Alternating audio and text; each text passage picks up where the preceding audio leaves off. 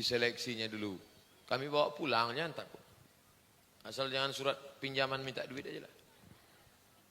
Di sekolah saya dibentuk sebuah koperasi dengan pola jual beli bahwa setiap anggota tidak diperkenankan meminjam dalam bentuk uang, tapi harus bentuk barang.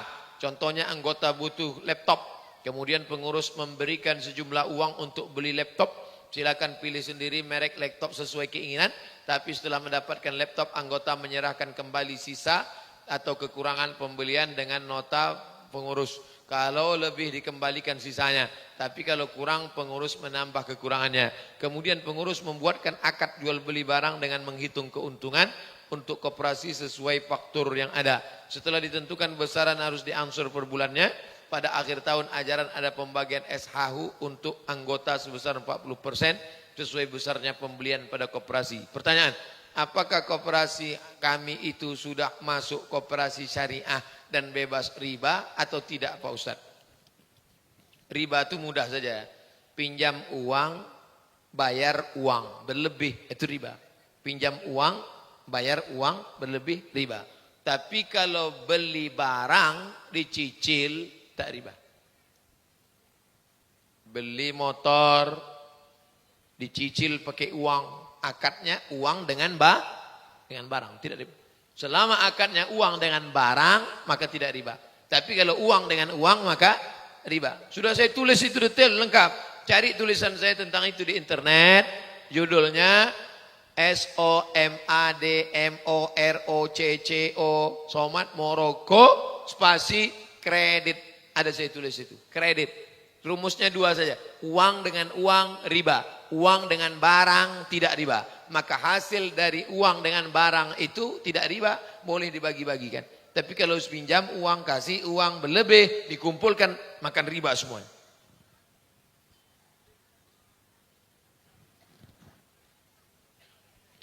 Berdosakah seorang suami jika istrinya sering selfie dan diupload ke medsos, padahal sudah sering diingatkan oleh suami? Ini sebetulnya bukan pertanyaan, tapi suami yang tak tahan menengok istrinya suka selfie.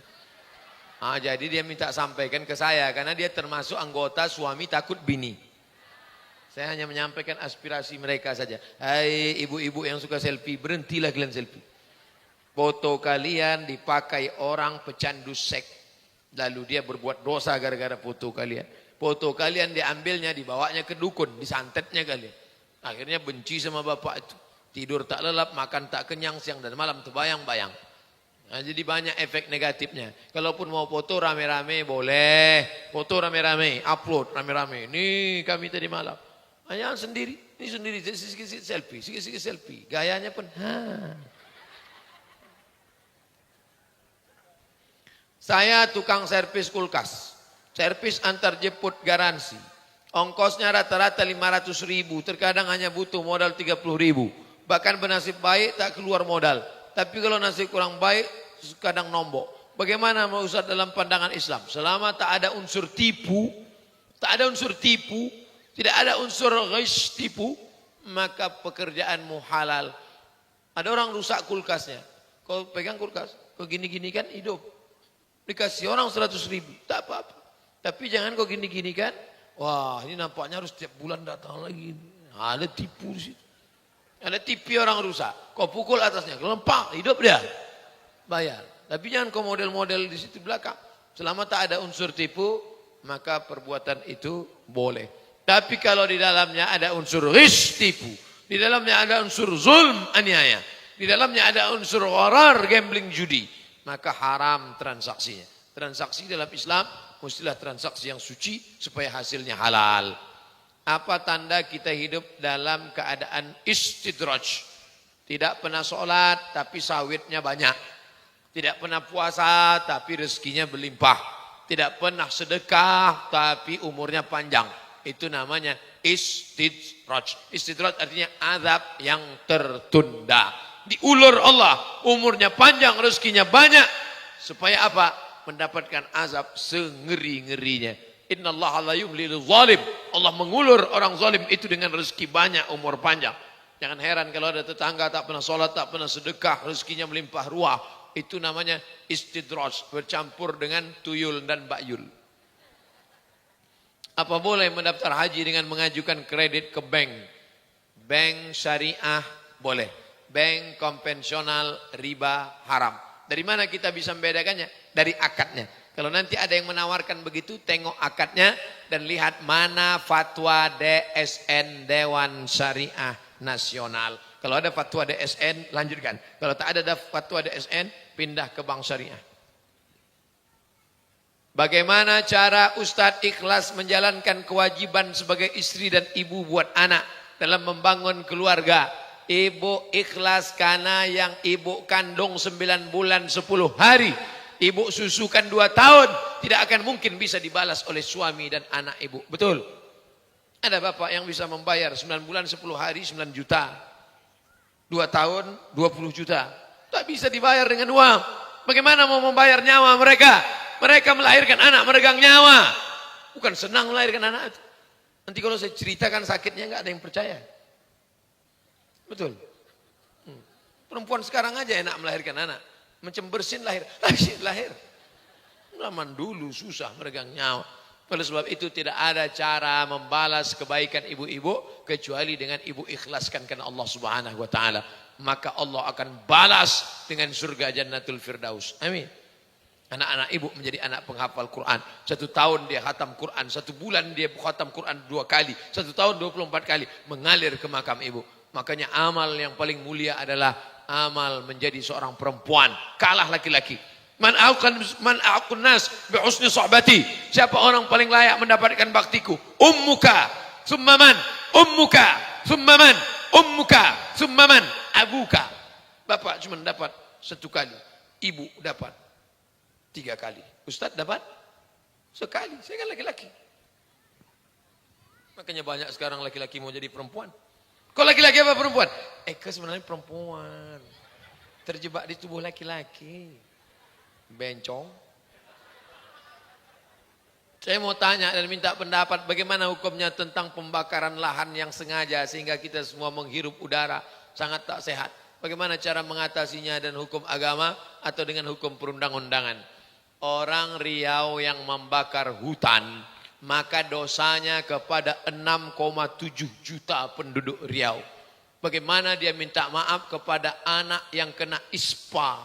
Bagaimana dia minta maaf kepada anak yang meninggal kemarin, dicek dadanya, ada asap hitam di dalam. Bagaimana dia mau minta maaf itu? Dalam Islam pembunuh halal darahnya. Mereka bukan membunuh 1 orang. Pengedar sabu-sabu hanya membuat penderita orang kaya yang punya duit yang pakai sabu-sabu. Tapi orang membakar hutan, ular mati, kadal mati, manusia mati, anak kecil baru lahir, belum punya nama. Tadi saya dapat beritanya, belum punya nama sudah meninggal dunia karena asap. Kering di tenggorokan, hidung tersumbat, kepala pusing, stres. Bagaimana mereka mau minta maaf? Makanya penghuni, makanya pembakar hutan ini hukumnya yang layak adalah hukum mati.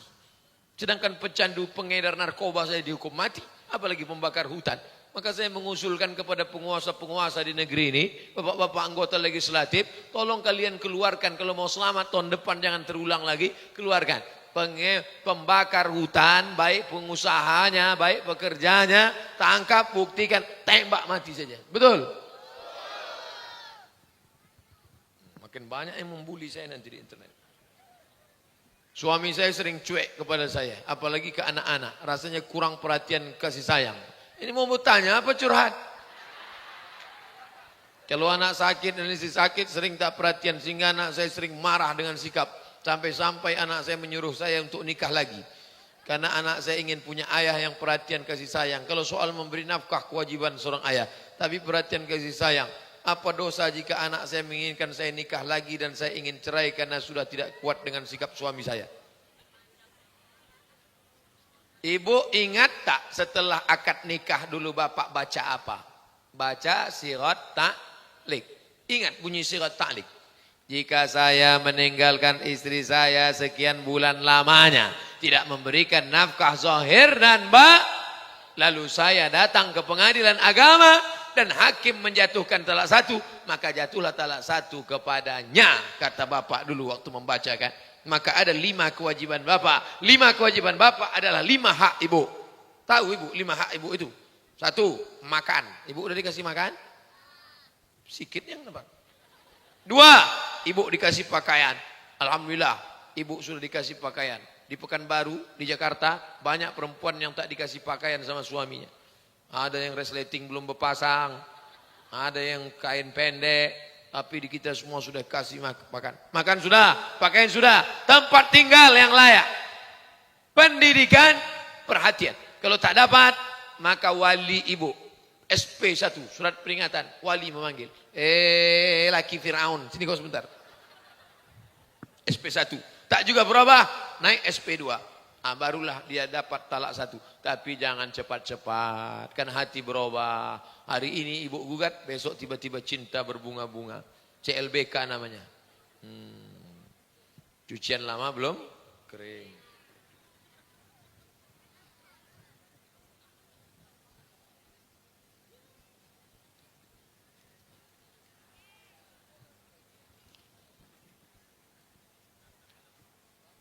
Saya seorang ASN. ASN ini dulu PNS. Cuman PNS namanya sudah buruk. PNS artinya pegawai ngeri sekali. Karena gajinya sedikit, korupsinya besar. Neraka jahanam tempatnya. Makanya dirubah jadi ASN. Untuk persiapan masa depan ketiga anak kami beli kebun sawit dengan cara berutang di bank. Setelah mendapatkan sertifikat kebun, saya menjaminkan sertifikat kebun itu untuk membeli kebun kedua. Maka dari modalnya riba. Memasukkan sertifikat ke bank, dia ambil duit riba. Didapatkan riba, hasilnya riba, bertambah riba. Maka sampai dia anak cucu makan haram. Jadi gimana caranya nih Pak Ustadz? Bagi yang sudah melakukan ditebus. Ustadz kan PNS juga. Oh iya, saya PNS juga. Saya PNS. Pernah tak Ustadz masukkan SK Ustadz itu ke bank? Enggak. Makanya banyak orang bilang saya PNS bodoh. Ustadz bodoh, ya biarlah bodoh, asal jangan makan haram. Biarlah nampak susah, asal jangan daripada kaya, tapi sebenarnya kita fakir, bermental fakir. Kalau dia berzikir, zikirnya tak sampai kepada Allah SWT. Kalau dia makan, makannya haram, na'udzubillah. Kalau bisa dapat ditebus, tebus balik. Hindari riba. Tapi yang tak bisa, sudah terlanjur, bayar saja sampai selesai, habis itu jangan ulang lagi. Banyak-banyak istighfar. Astaghfirullahaladzim, astaghfirullahaladzim, astaghfirullahaladzim. Banyak-banyak istighfar. Lagi yang bisa masih ditebus.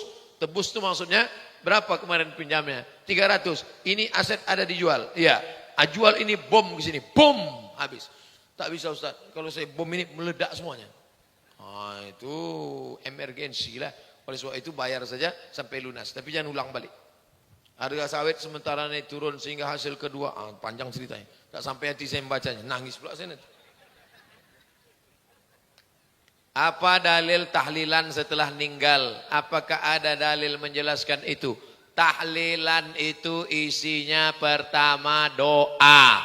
Itu isi tahlilan. Doa. Allahumma firlahu warhamhu wa'afihi wa'fanhu. Kalau bapak ibu buat tahlilan di Pematang Tinggi untuk saya, kirim doa. Sampai tak doa untuk Abdul Somad? Sampai. Mana dalilnya doa dari Pematang Tinggi sampai? Tadi saya lewat di makam. Lalu saya ucapkan salam di makam. Assalamualaikum ya ala diyar. Sampai. Seandainya tak sampai itu apa diajarkan Nabi salam? Salam itu artinya doa untuk orang mati. 2. Tahlil. Tahlil itu la ilaha illallah. La ilaha illallah. Sampai tak tahlil itu untuk orang mati? Sampai.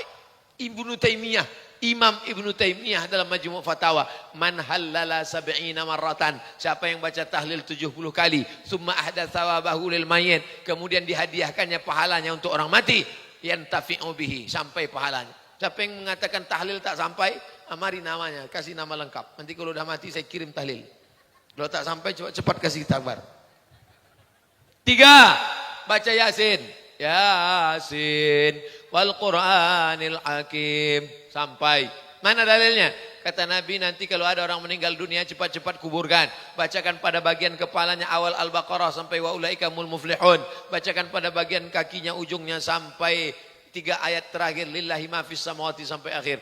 Begitu dikatakan Abdullah bin Umar. Kata Abdullah bin Umar, nanti kalau aku meninggal bacakan pada kepalaku awal Al-Baqarah, bacakan pada kaki ke ujung Al-Baqarah. Dalam kitab Ar-Ruh ditulis oleh murid Ibnu Taimiyah namanya Imam Ibnu Qayyim Al-Jauziyah. Oleh sebab itu pahala untuk orang meninggal sampai. Lalu kemudian diberikan makanan.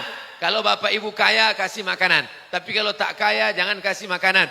Kitalah yang mestinya yang membawakan makanan pada orang yang terkena musibah. Bapak, jangan ngutang beras, jangan ngutang bubur kacang hijau. Kami yang bawakan makanan. Tapi kalau tidak ada, ya tak usah makan.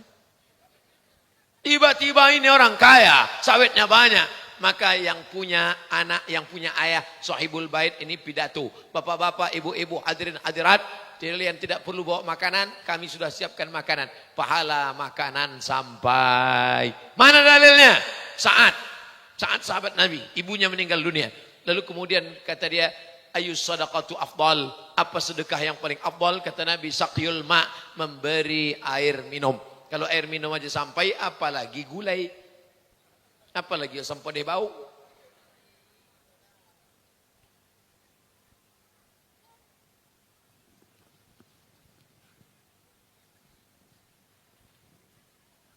Gimana cara menguatkan hati dalam keraguan memilih pasangan karena jarak jauh? Cari yang dekat-dekat. Sementara kedua orang menyarankan untuk memilih yang dekat. Saya pun ini dekat. Usah jauh-jauh tuh payah. LDR. Payah itu. Cari yang dekat-dekat aja. Kan ada judul lagunya itu. Calonku 5 langkah dari rumah. Ini cari calon jauh. Tiket pesawat. Apalagi pesawat sekarang mahal. Kena asap pula lagi. Payah. Cari yang dekat-dekat aja. Yang mudah-mudah saja. Tapi Pak Ustadz, saya tak bisa pindah ke lain hati. Pret. Solehah dia, baik dia. Udah, nikah. Nanti kita adakan acara tablik akbar nikah massal. Setuju? Wah, minta usul sama ke Pak Kua. Kumpulkan kuah, nikah massal ramai-ramai. Yang dekat-dekat aja. Untuk yang pertama yang dekat-dekat aja dulu. Yang kedua nanti baru agak jauh sedikit. Apa boleh sebagian dari uang untuk santunan anak yatim berasal dari kotak amal diberikan juga kepada anak piatu kaum duafa? Tak bisa. Makanya buatkan satu kotak khusus kotak yatim. Satu kotak khusus kotak duafa. Yang ayahnya pergi, kebetulan nama ayahnya Toib, tak balik-balik. Yang satu lagi yang kebetulan ayahnya pergi merantau. Yang ini pula emaknya susah. Tapi dia tak yatim. Tak boleh duit yatim ini dikasihkan kemana, tak boleh. Makanya ada satu kotak khusus kotak yatim. Sedangkan yang anaknya tidak yatim lagi. Atau ayahnya tidak meninggal. Atau emaknya susah. Maka dia tetap diberi santunan dari kotak miskin atau kotak duafa.